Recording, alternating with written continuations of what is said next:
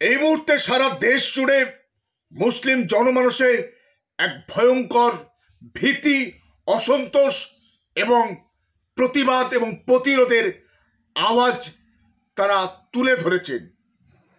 কারণ কি?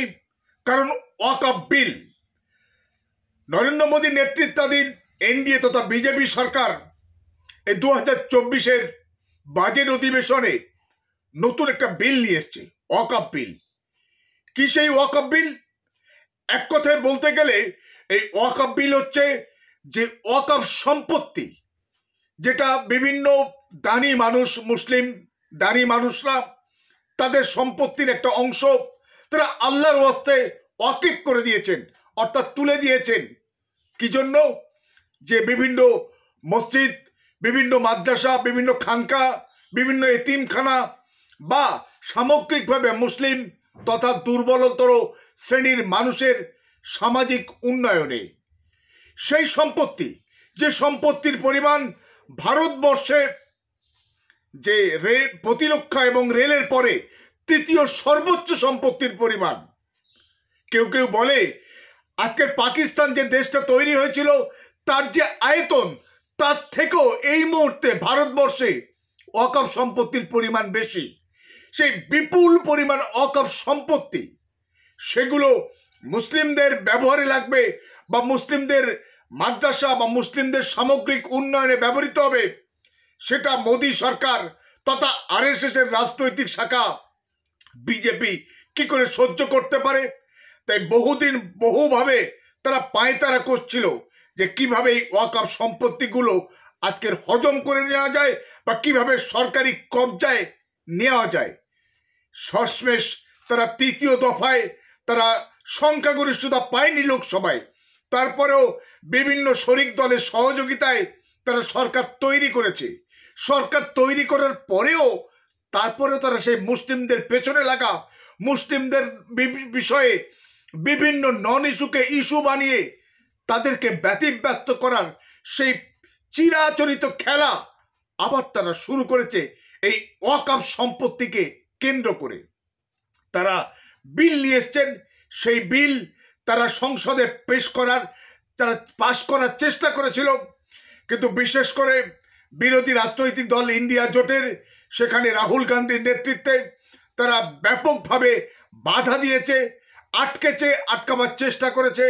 শেষমেশ সেই মোদী সরকার সেই বিল, অ্যামেন্ডমেন্ট ওয়াকফ বিল 2024 তারা জেপিসি অর্থাৎ জয়েন্ট পার্লামেন্টারি কমিটিতে তারা পাঠিয়েছে এবং সেখানে জয়েন্ট পার্লামেন্টারি কমিটি পুরো বিষয়টা তারা আলোচনা, পর্যালোচনা, অনুসন্ধান সবকিছু করছে এবং তারা ইতিমধ্যে ভারতবর্ষের নাগরিকদের কাছে এই ওয়াকফ বিল, যেটা প্রস্তাবিত অ্যামেন্ডমেন্ট অ্যাক্ট হতে চলেছে, সেই ওয়াকফ অ্যামেন্ডমেন্ট বিলটাকে তারা কিভাবে দেখছে সেই নাগরিকদের কাছে তারা মতামত চেয়েছে।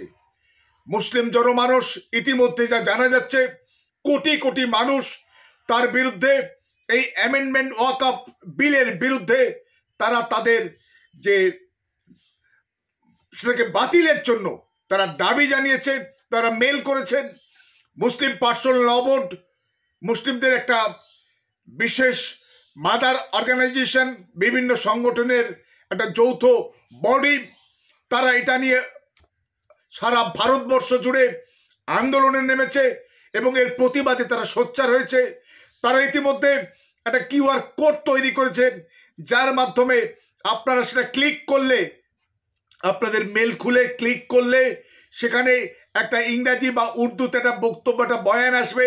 সেই বক্তব্যটার তলায় ইউর সিনসিয়ারলি বলে ইংরাজিতে, তার তলায় আপনি আপনার নাম লিখে দিয়ে আপনার শুধু মেল বাটনটা পাঠিয়ে দিলেই আপনার কিন্তু প্রতিবাদপত্রটা কিন্তু চলে যাবে জয়েন্ট পার্লামেন্টারি কমিটি বা জেপিসিতে। আপনারা ইতিমধ্যে 13ই সেপ্টেম্বর 2024 এই প্রতিবাদপত্র পাঠাবার শেষ সময় ছিল, সেটা আবার বাড়ানো হয়েছে আজ অর্থাৎ 15ই সেপ্টেম্বর পর্যন্ত এই প্রতিবাদপত্র জেপিসি গ্রহণ করবে।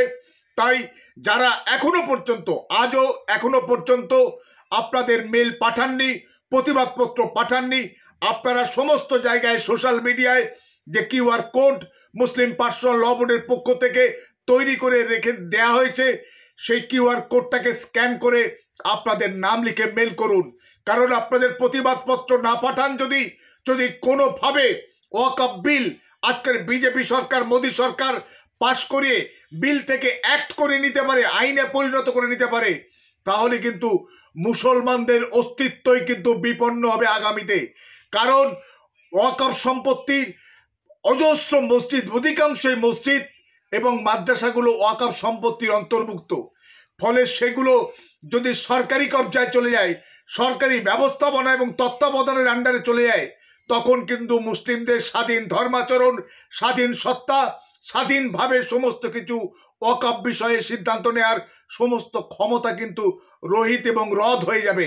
তাই অবিলম্বে আপনারা যারা যেখানে আছেন, যেভাবে পারেন এই মুহূর্তে অন্তত পক্ষে এই কিউআর কোডটাকে স্ক্যান করে আপনাদের প্রতিবাদপত্র পাঠান এবং আপনারা মসজিদে মসজিদে আলোচনা করুন, মহল্লায় মহল্লায় আলোচনা করুন এবং আমাদের রাজ্যে, আমাদের দেশে ওয়াকফ সম্পত্তি কিভাবে নয়ছয় হচ্ছে সে নিয়ে আপনারা সংগঠিতভাবে কিভাবে আমরা সেটাকে রুখতে পারি তার ব্যবস্থা গ্রহণ করতে হবে।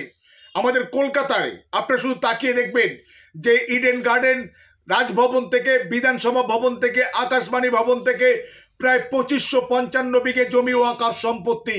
তার থেকে আমরা ওয়াকফ বোর্ড কোনো রকম কোনো ভাড়া পায় না।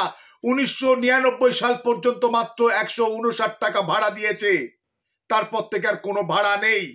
ঠিক এইভাবে লক্ষ লক্ষ ওয়াকফ সম্পত্তি পশ্চিমবঙ্গেই শুধু আছে, কিন্তু অধিকাংশই বেদখল। ওয়াকফ বোর্ডের সেখানে কোনো দেখভাল বা ওয়াকফ বোর্ডের সেটাকে উদ্ধারের জন্য সঠিক কোনো প্রচেষ্টা নেই।